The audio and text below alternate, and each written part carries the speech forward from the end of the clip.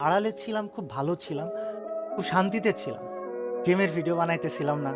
একটা সময় ছিল ভিউজের জন্য যা খুশি তাই করতেছিলাম। একটা ক্রেজ পাইতেছিলাম, ফেম পাইতেছিলাম, সাবস্ক্রাইবার্স পাইতেছিলাম, টাকা ইনকাম হচ্ছিল। আর তোমরা একটা বিষয় কি জানো? আ হয়তোবা এগুলো আমি আর করব না।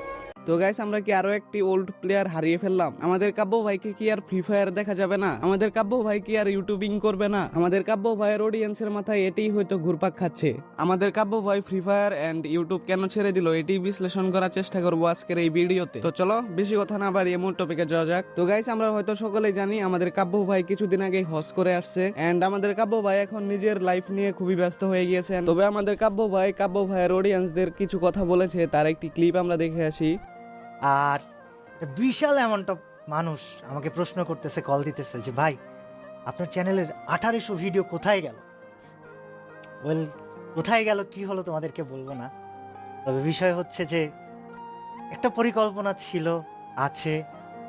আমার জন্য দোয়া করো যেন আমি পরিকল্পনাটা বাস্তবায়ন করতে পারি এবং তোমরা আমাকে মনে রেখো আজীবন। আমি তোমাদেরকে আসলে অনেক ভালোবাসি। তো গাইস, আপনারা যদি রিসেন্টলি কাব্য ভাইয়ের ইউটিউব চ্যানেল দিয়ে ঘুরে আসেন তাহলে দেখতে পারবেন তার 1800 ভিডিওর মধ্যে একটিও নেই, শুধুমাত্র কয়েকটি স্মৃতি হিসাবে কয়েকটি ভিডিও রেখে দিয়েছে। আমার মনে হয় 24টা না 25টা ভিডিও হবে, সামথিং এরকমই হবে। আমাদের কাব্য ভাই আমাদেরকে ছেড়ে গেলেও আমাদেরকে অনেক খুব ভালোবাসেন এন্ড আমাদেরকেও কাব্য ভাইকে অফরন্ত ভালোবাসা দিতে হবে। তো গাইস দেখো, আমি চাইলে কাব্য ভাইয়ের প্রত্যেকটা কথাই আমার ভিডিওতে উল্লেখ করে দিতে পারতাম, কিন্তু ওই কথাগুলো উল্লেখ করে দিলে আমার ভিডিওটি অনেক বড় হয়ে যাবে, তাই আমি শর্টকাটে আপনাদের সবকিছু বোঝানোর চেষ্টা করব। কাব্য ভাই রিসেন্টলি যে ভিডিওটি ছেড়েছে সেই ভিডিওটি আপনারা দেখলে ফুল ক্লিয়ার হয়ে যাবেন, যদিও আমি এখন আপনাদেরকে শর্টকাটে বোঝানোর চেষ্টা করব। এমন একটি সময় ছিল যে সময়ে ফ্রি ফায়ার টোটালি বাংলাদেশে ব্যান্ড ছিল এন্ড সেই সময়ে আমাদের কাব্য ভাই, গেমিং উইথ তালহা এবং মিস্টার ট্রিপলার অর্থাৎ রেসবি ভাই ফ্রি ফায়ার টুর্নামেন্টকে স্বীকৃতি দেয় বললে ভুল হবে। অর্থাৎ আমি বলে বোঝানোর চেষ্টা করছি, যে সময়ে ফ্রি ফায়ার বাংলাদেশে অফিসিয়ালি ব্যান্ড ছিল সেই সময়ে টুর্নামেন্টকে এগিয়ে নিয়ে যাওয়ার চেষ্টা করেছে আমাদের কাব্য ভাই, mister Trippler and gaming with তালহা।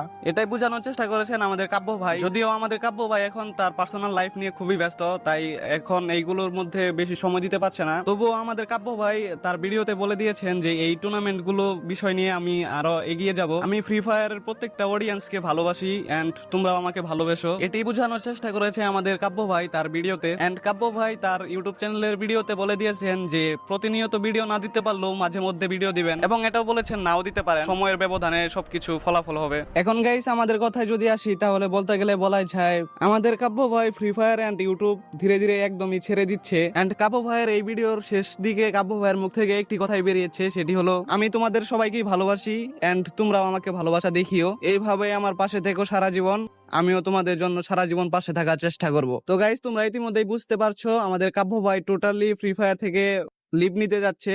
তো গাইস, তোমরা যারা যারা টুর্নামেন্ট খেলো বা টুর্নামেন্ট খেলা শুরু করতে চাচ্ছ তাদের জন্য একটি অফার আছে। তোমরা চাইলে আমাদের এই হোয়াটসঅ্যাপ গ্রুপে জয়েন হতে পারো। এই হোয়াটসঅ্যাপ গ্রুপে প্রত্যেক দিন একটা করে ফ্রি টুর্নামেন্ট প্র্যাকটিস করানোর জন্য